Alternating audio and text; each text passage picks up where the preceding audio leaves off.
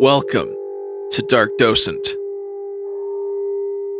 Last week, we got into some of the strange findings of David Paulides and the strange cases surrounding missing people in national parks. This week, we dive deeper down the rabbit hole, getting into even stranger cases and theories possibly tying this to the paranormal. Join us for the Missing 411 Part 2, Beyond Rational Explanation.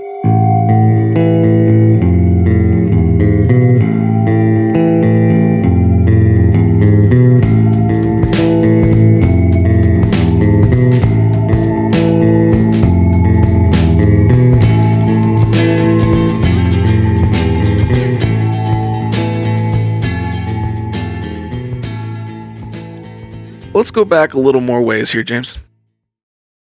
January 1975.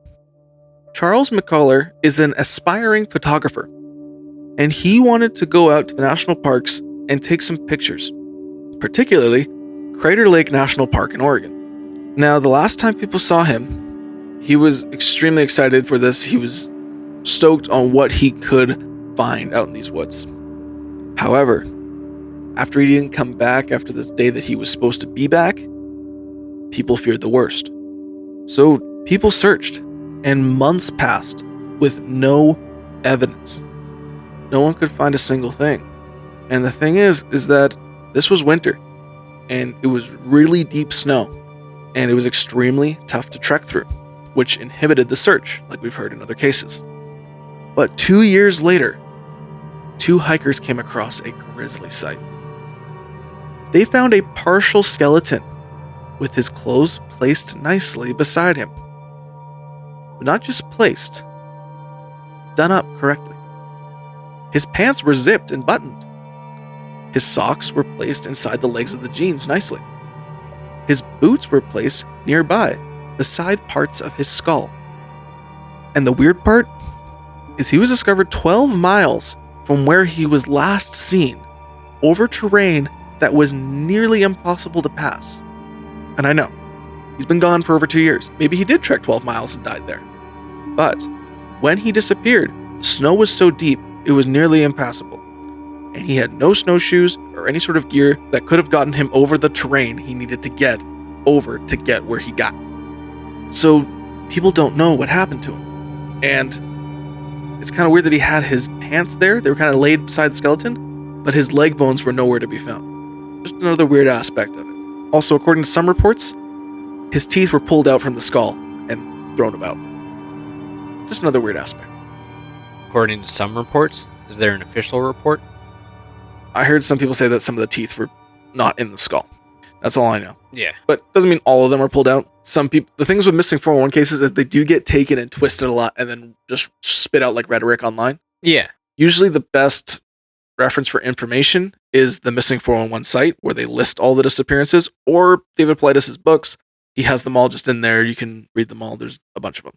But this next case here is what troubles me when it comes to my theories. This is the disappearance of Christopher Tompkins. He disappeared on January 25th, 2002.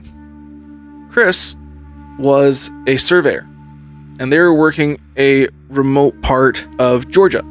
He was in a 4-man crew that would all arrive to work together, and they would all walk in a line, about 50 feet apart from each other. Chris was at the end of the line. They showed up for work at 8 a.m., got to their position, and began doing their job. Nothing seemed to happen that morning, and the men stopped for a lunch break. By the time they got back at about 1:30 p.m., they all lined up 50 feet apart, just like they had been. They all looked at each other, and the man who was closest to Chris looked away for a moment. And when he looked back, Chris was gone. Apparently, he just turned his head briefly. He said a matter of seconds. And Chris had disappeared. They began investigating the area. And the only thing they could find of Chris's was his surveying gear on the ground and his boot hanging from the top of a barbed wire fence nearby. It was almost as if he was snatched out of existence and dragged. No one found anything else. Nothing. Area was clear, no tracks, no drag marks, nothing. until about a year later, they found his other boot 9 miles from where he disappeared in the same direction. It was literally like he just got dragged out of nowhere. Other than his boots and his surveying gear, no sign of Chris has ever been found. Yeah, that definitely does make all the theories more difficult. That's the one that troubles me. And the thing is that I had a bunch of these stories lined up for you. Yeah. This one I just found today. I had no idea this was a thing. And this is a legit case. Still missing to this day. I looked into it. And for me, I lean towards the feral people side of things or the pale crawler side of things, or maybe an amalgamation of some sort of cryptid.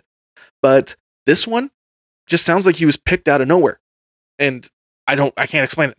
The silence is wild. Yes. So you think you'd hear something. You'd hear a yelp as you get grabbed. You'd hear something whoosh, whiz by if it's going that fast. Yes. Doesn't sound like it was an alien abduction, because why is one boot on a barbed wire fence and one more 9 kilometers further? It doesn't make any sense. And it's not consistent with other abductions. Like when we talk about Travis Walton, his abduction, he got brought back. He had the same clothes on that he had when he went missing. And it wasn't exactly subtle either. No, 6 other people saw it, and it wasn't like fast. Like a lot of people saw it. It took a lot of time, and it made a lot of noise. This is like literally they were pulled out of existence, and that's terrifying to me. And that's the part where I'm like, I think this is more than just some creature. I think this might be something we don't understand. And so far, James, I have told you stories of people disappearing and never being found, or being found and having the remains scattered about with clothes placed nearby or their teeth placed nearby. But now I got a story for you of someone who survived. Finally, a witness. February 1952, Blue Mountains, Oregon. Keith Parkins is 2 years old. He is playing with a bunch of kids near a barn on his property. The father is working away in the farm, the mother is making food, and all the kids are playing in the barn. When all of a sudden, the mom steps outside and starts calling the children in. The dinner was ready. All the children run to the house, except Keith. They begin looking around the farm trying to find Keith, and they can't find him anywhere. But they do find a small set of footprints leading off into the woods. Now, this is 1952 in a rural part of Oregon. There wasn't really a thing to get search and rescue together. They got all their neighbors together and began searching the area. People found the trail and followed it, and they thought they were either going to eventually find him, because he's a 2-year-old kid, how far can he go, or something bad happened. So people are looking. And as they followed this trail, they found that this was a lot more unusual than they immediately thought. As people were following it, they noticed that these footprints were going under barbed wire fences, over large rocks, and even through rivers. And they couldn't explain how a 2-year-old could do all this. And eventually, the tracks just stopped, as if he was picked out of the air. Now, people kept searching, trying to find where this kid went. And 6 hours later, they heard crying. Keith's father saw his son face down in the snow. His jacket and his hat were folded beside him, and he was scratched all over. He grabbed his son and picked him up, and he was glad to find his son, even though he was in terrible shape. But the weird thing is, Keith was 12 miles away, over 2 mountain ranges, that he trekked by himself? Don't think so. When they asked him what happened to him, he said, quote, "A cat scratched me." And that's all the info they got. Cougar picked him up and ran. Over 2 mountain ranges? No cougar tracks. And he walked for most of it. And then he was picked out of the air with no disturbance. There was no bite marks on his neck, just claw marks. Cougar picks you up by the throat with the teeth. This case can still not be explained. People who know cougars say that this does not make sense. It wouldn't run 12 miles with something in its mouth. It would find somewhere to eat quiet, not exert much energy, and eat it there. Well, this case was being reported on by David Paulides. and it attracted someone that you and I would know, Les Stroud, Survivor Man. Les Stroud asked David, "Is there anything I could do to help?" He was very interested in the missing 411. And David said, "Yeah, I have the route that Keith Parkins took. Could you do it for me?" And Les Stroud accepted. He went over 12 miles. This is the time frame, okay? He had to go over 2 mountain ranges, 12 miles, as the crow flies, in 5 to 6 hours. Les Stroud could not do the same trek and could barely make it over the first mountain range in 1 day. He said it was absolutely impossible for a 2-year-old to make that trek in that amount of time. There was absolutely no way. And we're sure that these were the 2-year-old's footprints? They were small footprints. They went from where he was. It was just on a farm. So they could see his tiny little footprints, and they just followed them. I still can't help but think it was either a big cat like a cougar, or it could have been like a wolf or a dog or something. Because, like, sure, there weren't quote-unquote cougar tracks, but they're small footprints, and animals got little footprints. It was also snowing. Yeah. You would be able to see the footprints. Well, they were following tracks. I don't know. They're following the kids' tracks. Didn't see any cougar tracks. But like I say, we're sure that they were the kids' tracks. They just followed the tracks from his house. They were at his farm. They weren't like off the farm. They were like on the property right by his barn. So they could find where he was, where the kids were playing. They found the tracks. They were small human tracks, and they followed them. And it's not consistent with cougar or wolf attacks. It's a weird one. Is Keith still alive? He'd be in his 70s. I'm not sure. The thing is that lots of these people who have these interactions usually don't remember much afterwards. So I don't know if he remembers anything else. He was 2. But again, here, we go from someone really young back to someone really old. This is the case of Tom Messick. So Tom Messick was an 82-year-old man. He was a former paratrooper, avid outdoorsman. He had one eye, but he still liked to hunt. So he was going on a hunting trip with his kids and a friend. And they kind of thought, these guys are older. We don't want them to go out and, walk through everything. So they were doing a tactical plan where the sons would go into the woods and start walking through. And it would push the deer towards several of the older guys who were sitting on rocks about 50 feet apart. And that's where they would pick them off. They all got into their positions. Everybody sat on the rock. One of Tom's friends actually saw Tom before he went to his rock and tipped a hat to him.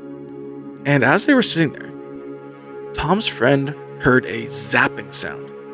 He said it almost sounded like a rat trap or something slapping with like a bit of electricity to it. He thought nothing of it. He's just like, that's a weird sound. Sometimes you hear weird sounds in the woods. Who knows?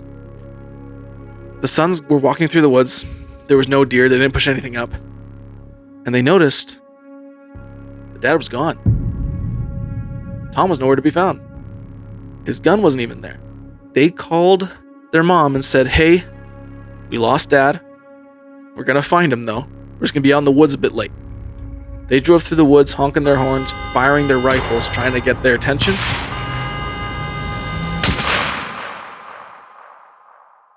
But they couldn't find a single thing. Not a piece of evidence has been found of Tom Messick. And he wasn't an idiot. He had one eye. He was an avid outdoorsman, though, and a hunter, and he probably knew his limitations. And he knew that if they were going to hunt deer, this was the plan: stay put and wait for their sons to push the deer through. He wouldn't have just wandered off. And no one knows where he is, and there's no evidence or tracks to where he could have gone. And this is what leads me to believe more on the wormhole side of things. It kind of sounds like that to me, but I don't know. It's insane. And I'm sorry, I know there's a lot of cases here. I'm trying to narrow it down to the craziest ones for you. But think about, there's 1,400 to 1,600 cases that match this description all across Canada and the United States. What are you thinking right now about all this stuff? I'm giving you so much, and it's just a bunch of weird shit with no real answers. Damn, that's crazy, bro. Yeah? It's hard to say much else. I wasn't there. I wasn't there. I don't know what to think. I mean, there's similarities between them all, and there's also big differences between them all. Yes. Are there any survivors that were a little older than 2 years old? Oh, I'm glad you asked that. Oh. Back in 1978, Steve Kubacki was 23 years old. He was a college student, and he decided that he was going to take a solo ski trip near Lake Michigan.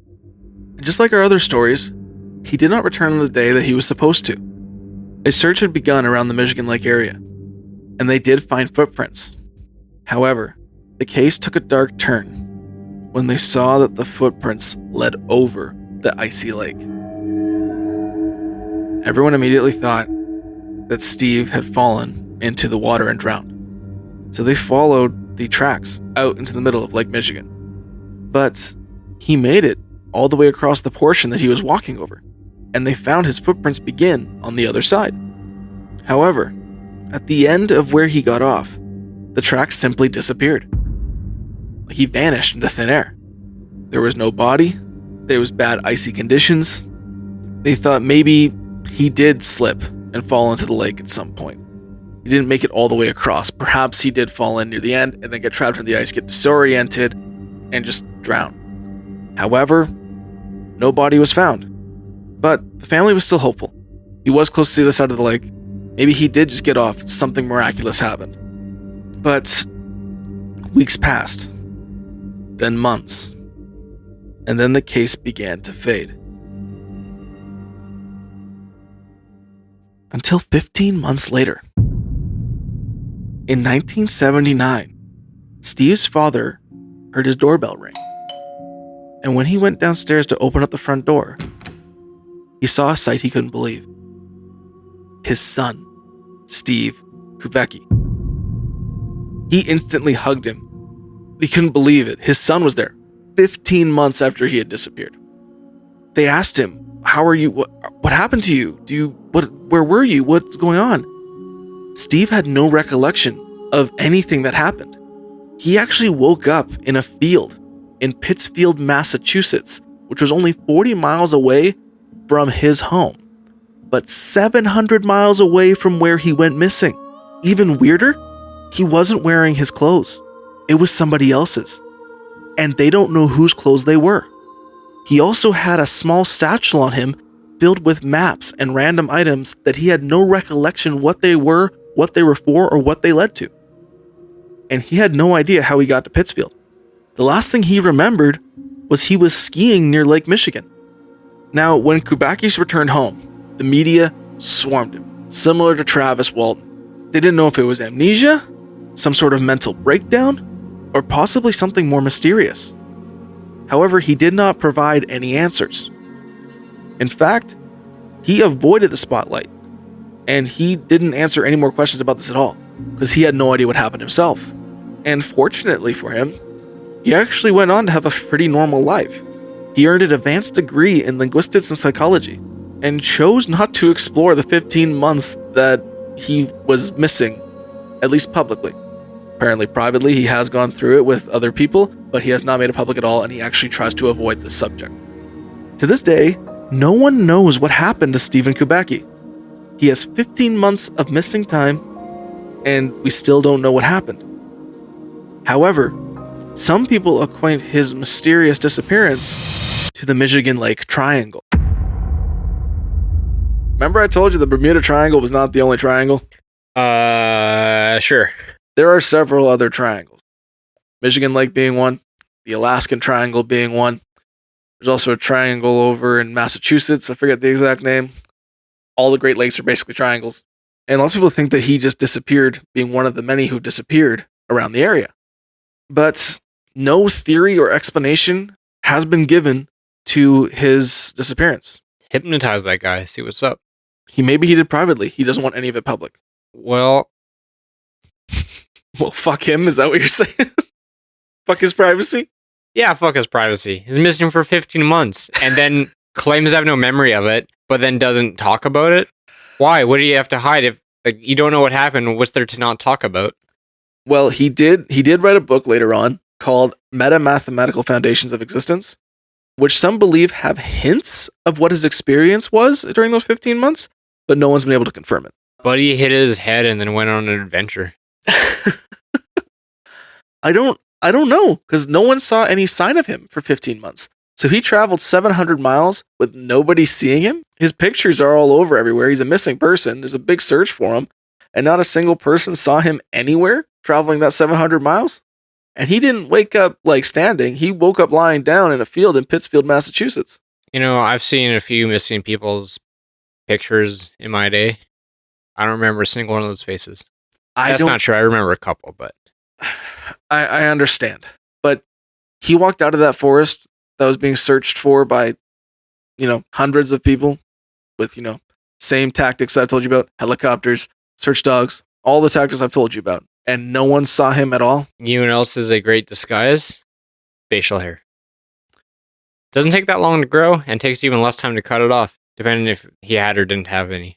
He was clean shaven. But like, look at you. You shaved cleanly for Halloween. It's not even 2 weeks later, you've got a beard. Not a beard. It's like thin hair. You'd be able to recognize the guy from Halloween. It's dark, so it looks like a beard. You would.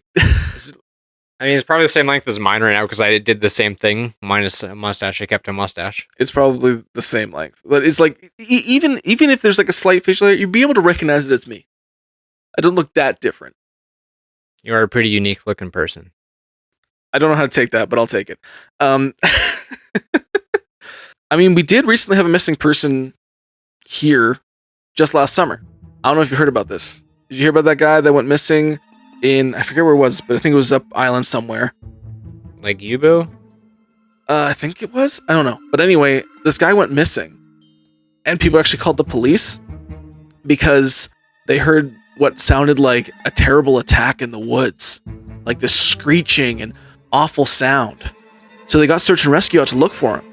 The thing is that he actually found the search and rescue group and was like, "Oh, who are we looking for?" They're like, "Oh, this missing guy." He went, and they're like, "I'll help."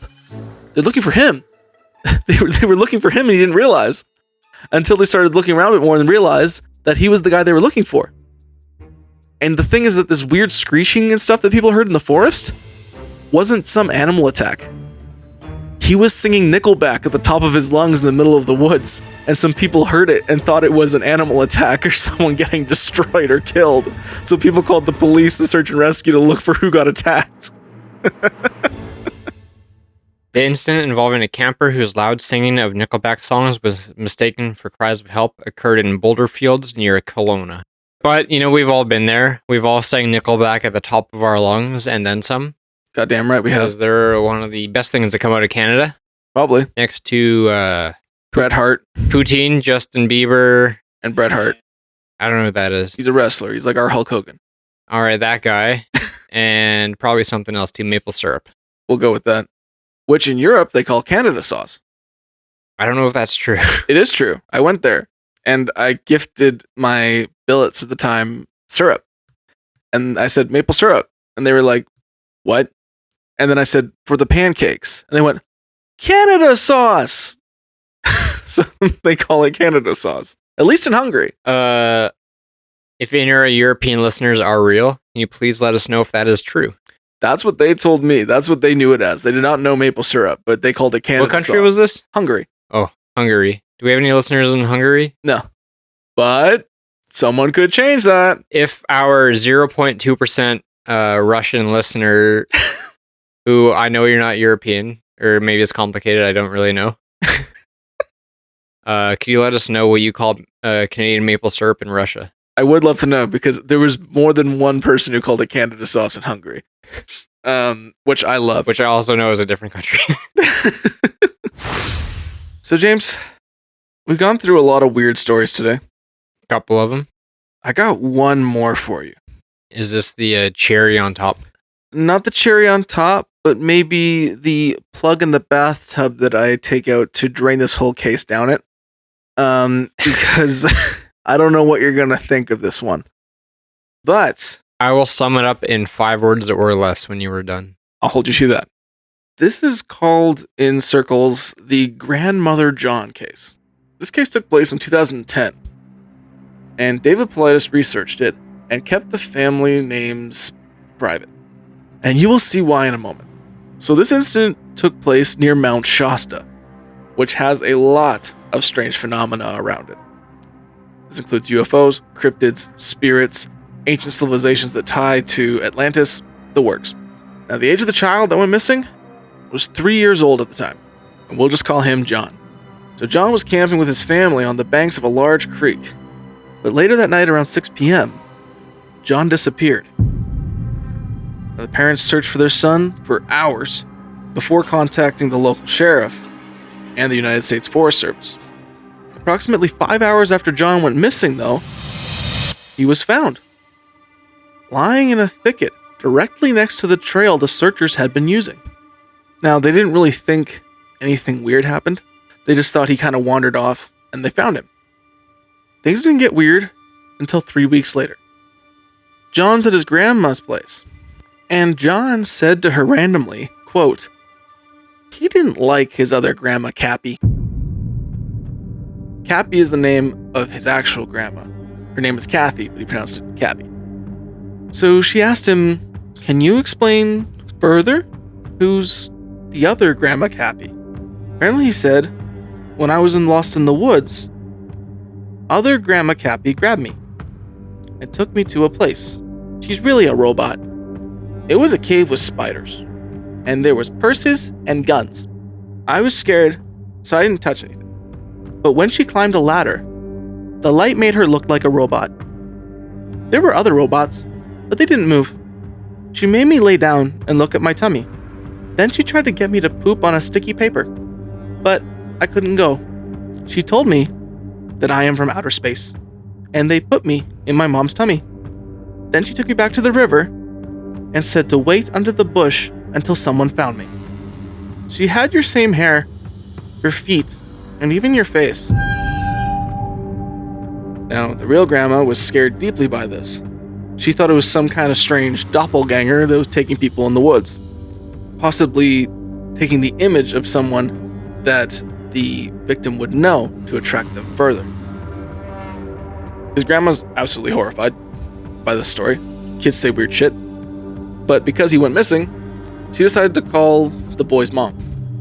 And she said, hey, he's been telling me this weird story, and I don't know, maybe I think you should hear it. His mom said, he's told me that too. And I would have chalked it up to overactive imagination if it wasn't for a strange experience that happened to me 1 year ago. Apparently, the family was camping in Fowler's campground in McLeod, California. And she claims that she woke up one morning face down in the dirt, having been removed from her tent and sleeping bag. She had a puncture wound in the back of her head, and she felt violently ill that morning. She felt strangely emotionless, so she thought she'd been bitten by a poisonous spider. She said she's with a friend who'd been sleeping in his separate camper, and he also woke up with a bite on the back of his neck. And he felt ill as well. The only thing strange that she could recall was seeing red eyes shining through the trees in their flashlights the night before. That's the grandmother John story. It's reported by David Politis. The families are anonymous. I don't know what to make of it. It's a strange story. What do you think? It just made this whole thing weirder for you, didn't it? What do I even say? That's been the theme of this whole episode. What do I even say? What do I even say? What am I supposed to think? I don't know. Huh? That's a great one to say. Huh? What? What the helly? What the helly? Perfect. That sums up the missing 411 perfectly. What the helly? Because what the helly? Kids do say the darndest things. Kids do say the darndest things, but again, kids have said a lot of weird shit. You know, the weird things have happened to kids in these cases. And okay, so last summer, me and a few friends went camping. Okay. And one of our friends and his wife have a son. Yeah. My friend's wife went off for a walk, doing their own thing, and me and another buddy were just watching the kid. And we're just walking around and stuff. And the kid kept looking into the bush. And he's like, that's where the ogres live, or something along the lines of that. And me and my friend are just kind of looking at each other, looking in the woods, like, oh yeah, like, let's go back to camp maybe. So sometimes kids just say some weird stuff and it creeps you out, especially in a forest. Kids do say weird shit like that, yeah. It's just weird the circumstances around this one where the kid was missing. It was like something along the lines of that's where the ogres live, or there's ogres in there, or something like that. Yeah. And same sort of thing, like around 3 years old. Yeah. Kids do have wild imaginations. I have weird kind of like half dream memories of just weird stuff. It's just wild imagination. Yeah, it's true. Kids do have wild imaginations. I don't know what to make of that case. It is entirely anonymous. All I know is that it is reported by David Politis. Yeah, and that's the other thing. Yeah, so I don't know. It's just a really strange one. Yeah. But it's just a story. But it still doesn't take away from the several other strange cases. And other kids that said they saw weird things. Like a young girl who said she was taken by a quote-unquote bear man who took care of her. Or the case of Jeremy Monkman, who was missing for several days and actually came out of the woods on his own volition, claiming that he spent every night under a tree that he liked. As he moved through the forest, he'd find a tree he liked, and several tall, hairy creatures would look at him from behind the trees, almost as if they were watching over him. Crazy people do exist. True, but that was a kid. I'm sure kids can be crazy too. Kids can be crazy too. But here's the thing, is that especially, I don't know. Yeah, there's so much weird here. Yeah. So much unexplainable. And it's not like it's all hearsay. There are actual missing people under strange circumstances, in the thousands, that we can't explain. And the National Park Service is covering it up. There's no list? Fuck you. There is a list. Why would you call back with an attorney? You know, things like that. I think there's definitely a list. I think they're covering something up. I think there's something weird in the national parks that they don't want the public to know about. Why? Why not just close off those parks if there's something weird in them? Do you really think that the higher-ups care about the public at large? No, but they definitely care about keeping the public at large away from certain things. That's why Area 51 is off limits. That's why most of the Grand Canyon is off limits completely. You can't even fly a drone over it. And guarded by men with guns for some reason. We'll get there. The Grand Canyon is guarded by men with guns, and you can't even fly over top. And black helicopters for some reason. And not like a little bit, like a good portion of it is classified space. Yeah, and amongst other stuff too, right? So it's like they can and do stuff like that. 2 very large areas. Yeah. So I don't know why they would be openly like, hey, let's let people wander into UFO Bigfoot territory all willy-nilly and just get an attorney. Well, it's not like they classify areas that are dangerous. They classify areas where they're testing. Like, there's things there they don't want the public to see. Things that will change how we see history. Right, but this kind of leans towards the same thing. But this is the public runs the risk of seeing whatever is making these people flip away for 1 hour to 4 years or 15 years or... But this is easier to cover up because the public at large will believe whatever's told to them by the news outlets. Remember, in that case with Jared Atadero, the police said this was a cougar attack when everyone disagrees that this was a cougar attack. However, the mainstream public at large was told it was a cougar attack. And okay, it's just another kid that got killed by a cougar, leave it at that. Why would I look into any more? It happens. Yeah. That's what people say, it happens. Right? Once you start looking into it, that's when you find weird shit. Like his teeth being placed on a log with the top of his skull in folded clothes. And that tooth and the top of his skull and the clothes were all on the same log? Yes, same area. Same area or same log? The tooth and the top of the skull were on the same log. The shirt, I believe, was on the log. I think the pants were either below the log or on the log, but they were in that same vicinity, still folded up, still nice. It wasn't just scattered. So, all in that area. But still, strange that all this would happen. And it shows something with intelligence doing something. Mind wizards. I don't know. And that's what bothers me. Is there's so much strange unknown. Especially with the missing 411. Because there's no explanation. Like, at all. For any of it. I take it Buddy never got his list. He's making the list. That's why he's gathering the information, because the parks won't do it. And I think it's ridiculous that you can go online right now publicly and find a list of movies made in the national parks, but you cannot find a list of missing people. So these 14 to 1600 people then are ones that our good friend David has found. Yes, that he's researched. He's researched through missing people, and he kind of just looks and sees, could this be a missing 411? Or is this just another missing person? And it has to fit that very specific category that we've gone over, which is, near granite, near bodies of water, really old, really young, really smart, or with a mental disability. What do you think the significance of granite is? There's a lot of granite in the United States. There is. Whole mountains of the stuff. There's a lot of stories with the granite. Some say they've heard the rocks, quote unquote, sing to them or call to them, strange echoes. Some say that it could be home to a lot of caves. There's a lot of crevices and cracks on lots of these granite sites and these large boulder sites. I don't know what it could be. But one thing that I didn't mention to you was back in the Jared Negrete case. After the search, or near the end of the search and rescue were reporting strange things in the woods.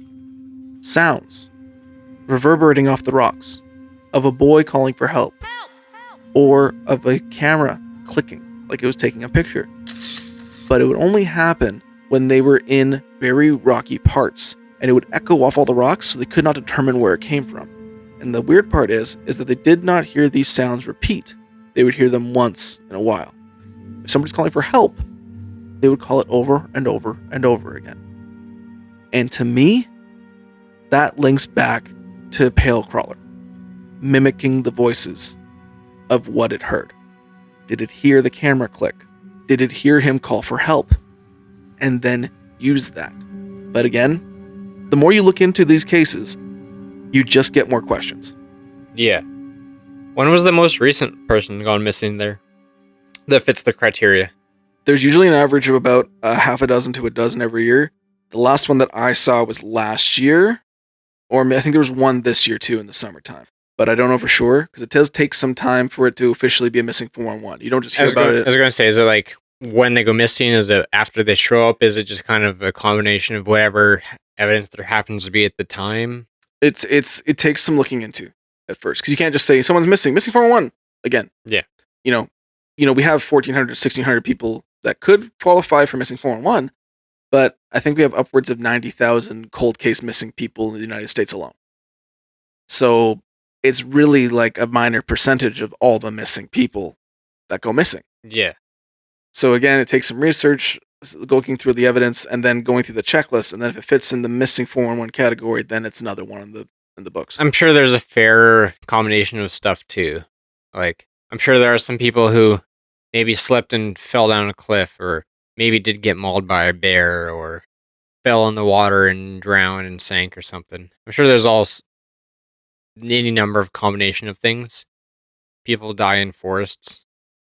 Now, I'm saying every single one of them, of course. I can't obviously answer to like the ones we talked about. There's a lot of weird stuff like folded clothing or boots showing up 4 years later, or people just gone, blink of an eye. Yeah, Chris Tompkins really freaks me out. The way he was just dragged off into nowhere, like when someone stopped looking for a few seconds. Well, you say dragged. Were there drag marks? No, it just appeared that way. The way that the boot was hanging on the barbed wire, and then they found the other boot 9 miles further. Also, it sounds like there's a lot of barbed wire in these national parks. It goes across some farmland. Right. That's usually what happens, is it hits a property, because there are properties and people living around these national parks. Like Aaron Hedges, the man we talked about, where his boots were found, and then miles later he found his body and his backpack. That was right outside someone's property on a farm. Are there any interesting Canadian ones? Yeah, there is. Do we have time to go over one? Yeah. There was a man named Bart Schleier. He was a famous outdoorsman, a woodsman, hunter, and he worked on the Grizzly Bear Recovery Project in Yellowstone National Park. He was one of the world's foremost experts at capturing, radio collaring, and tracking tigers, and spent months in Russia This dude is an outdoorsman beyond anything we know. Bro sounds hardcore for sure. This dude was like a legit scientist that worked in the field. However, in September of 2004, Bart went for a trip in the Canadian wilderness in what he considered the last great frontier, Canada's Yukon. He chartered a float plane that left him at one of the larger of the Reed Lakes, and this is on September 14th. Now, to give you an idea of how rural this is, you need a float plane to get into it, and also it's 175 miles north of Whitehorse. This is nowhere. That's one thing there's a lot of in Canada, and that's nowhere. Yes. Sheer hardcore wilderness. Yes. He didn't make it back to the point of where he said he was going to be 2 weeks later. And he was promptly reported missing on September 30th of 2004. The Royal Canadian Mounted Police launched a comprehensive search, but found nothing of Schleier. But what they did find was his campsite. Untouched. It looked as almost he made a fire, some supper, his tent was up, and then just walked away from it. So the Mounties thought Schleier just walked to a highway and hitchhiked. And that was it. A highway? Yes. He just hiked his way to a highway and hitchhiked. I don't think that was it. Do they have highways in the Yukon? Ice highways? They probably do. Big country, I'm allowed to be ignorant for some of it. Maybe he was frozen like Yvonne of the Yukon. Nice callback. The RCMP was able to fly out and find Schleier's camp. And they began to investigate the camp. Because again, they said maybe he hitchhiked out of there, but they should investigate. They found his tent had been knocked over, either by wind or animals, but all of his equipment was there. They found his backpack, bear spray, knife, and a VHF radio. These men got concerned very quickly and didn't necessarily buy the theory that he just hitchhiked out of there. Yeah, all his equipment was there. All stuff, yeah, you take with you if you were walking away. About 60 yards back in the woods from the boat, they found a bow and arrows and a handmade buckskin quiver leaned up against a tree, next to a dry bag full of gear. On October 3rd, the Mounties flew back, and they got a bunch of volunteers in search and rescue to do a grid search of the area, linking together and looking all around. At first, they didn't find much other than bear and wolf tracks, but then they found a baseball cap. And then, beyond that, camouflage pants. And then a camera. And then part of a skull. And just a few small bones scattered around the skull. All these items were 60 meters or so from the bow and the spruce tree they found earlier. After investigating the teeth and the bones, they were able to identify that the remains were Schleier. There wasn't much more of his body found. But they did find a lot of grisly excrement, and that fueled speculation that Schleier had possibly been killed by a bear. That's kind of what I'm leaning towards at the moment. However, they did analyze all of the bear crap, and they found no fabric. They found nothing that would be in there that was missing from him. No indication that there was a person eaten. I mean, you don't shit where you eat. Well, this is where it was, and there was no fucking fabric or anything from his shirt or anything. And I can tell you right now, I look at my dog's crap, and Josie once ate an entire silicone bowl that I had for her water, and she shat blue. And it was just straight silicone. So they found nothing. However, searchers were skeptical that it was a bear attack. First, there was no sign of struggle. No vegetation or ground was disturbed. The remains were found in a little patch of sparse spruce lying on moss, and if a bear killed him, this would be unusual, as they usually bury their kills in a cache, saving it for later. Also, lots of the people who knew Schleier knew that he was just too good of a woodsman to do something like this. He wouldn't, be dead in the wilderness. He was too alert while he was in the forest. And he would know if there's a bear in the area or any wolves in the area, and he would know how to treat it. This man collared tigers, for fuck's sake. He knows how to deal with animals. Also, they found a balaclava at the scene that contained a little blood and hair, but his pants even less. If a bear attacked him, it wouldn't remove his pants and not shred the pants. It would be torn to bits and soaked in blood. This doesn't match with a bear attack. Also, the balaclava would also be soaked in blood. Also, at his camp, he had plastic containers of food, and there was no food taken. bears are usually scavengers first, and nothing was taken from his camp. There are people who suspect still that he was attacked by a bear. However, the Royal Mounted Police do not consider that an official explanation, and the case still remains open to this day. Also, on his skull and all the bones they could find, there was nothing that indicated any sort of predation, and normally the bears would go for the head. On his skull, there was no teeth marks representing that of a bear attack. How long did you say he was missing? He was dropped off the 2 weeks before on September 14th, and the medical examiner who looked at the body said that he probably died the same day he was dropped off. So 2 weeks from living to bones. Yes. Something ate him. Something ate him, probably scavenge-wise, yes, definitely. But no attack. Some say that it could be a natural death from a heart attack or brain aneurysm, and then the body was slowly taken apart by scavengers later. Possibility. However, he was in very good shape, but again, to this day, there's no explanation as to what happened to Bart Schleyer. And some say he was murdered by the Russian mafia or another assailant, but there's absolutely no connection to that. That's just another thing people throw out there because it's the Yukon, it's kind of close to Russia. But yeah, there's a Canadian case for you. And if you want to see more cases on this, go down the rabbit hole. You can literally just find them online. You can look at David Paulides' work. He throws them all out there. And it's extremely interesting and terrifying stuff at the same time. What do you think about the missing 411 right now? The same thing I was thinking about it 10 minutes ago. What the helly? Yeah, whoa. How about that? That's a correct response. Well, since you're lost for words, and I've given you most of what I got, and we've been here for 3 hours, do you want to go to conclusions? Let us. Let's go. So today, James, on the case of the missing 411, we have several missing people that disappear without a trace. No sound or evidence of them ever being taken. We have people being found at great elevations, parts of their gear spread about, and the remains spread about. We have children traveling great distances with no real explanation as to how they did it. We have reports of people being carried off by strange creatures. And we have the Forest Services blocking off any sort of investigation, at least through the government services, about missing people in the woods, and the fact that there is no list of missing people in national parks. And a number of other things that I have shown you today, all weird and unexplainable. On our scale from 1 to 5, where do you come down to today? 1, I'm an idiot. 2, you're skeptical. 3, you're on the fence. 4, there's something strange here. Or 5, the missing 411 phenomena is a paranormal phenomena that we cannot explain. I think today I'll give a nice modest 4.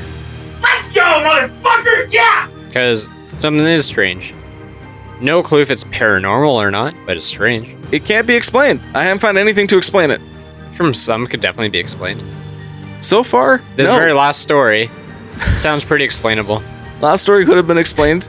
Possibly. I think brain aneurysm and scavenging could possibly be something. Yeah. Or you slip on a wet rock and hit your head and then get scavenged. There's any number of ways to die alone in the forest But or the wilderness. all the kids dying with all their pieces of gear being thrown around. It's a strange thing that we can't explain. For me, it's a 5, and if I could give it a 10, I would. There is something in the woods, and I can't explain it. And as far as I can see, no one else can either. But with that... No, not with that yet. Oh, you have something to say? Yeah, so you never quite gave a solid answer? Do you have a theory? It could be a combination of all of them. Could be some being alien abductions. Some of them could be feral people. Some of them could be cryptids. I don't know. The thing that freaks me out the most is the Christopher Tompkins case where he just got plucked on a surveyor site, 50 feet away. Maybe the United Association of Monsters and Aliens made a deal with the United States government to have like a free hunting ground in the national parks. That's why they take them and maybe bring them back, and no one looks any further into it. Oh, we're not on to that yet. We have to talk about President Eisenhower and the alien abduction treaty that he made in the 1950s. Oh, God. Anyway, thank you for listening, everybody. I am very happy I could get James to a 4 on this case, and honestly, I wouldn't expect anything less. If you like what we're doing here, you can follow us on all of our socials, Instagram, Facebook, and TikTok for all of our case photos. The link is in the description of every episode. And if you enjoy it, please rate, follow, subscribe on Spotify, YouTube, Apple Podcasts, or Amazon Music. It really goes a long way for us. Yeah, ratings, likes, comments, they all really do help a lot, so that'd be much appreciated. Also, share with your friends. Word of mouth is the best advertisement, and it is free. And also, if I missed anything, or if you have any other cases that you'd like us to look into, you can email us at darkdosenpod@gmail.com. With that, James, any words to the wise?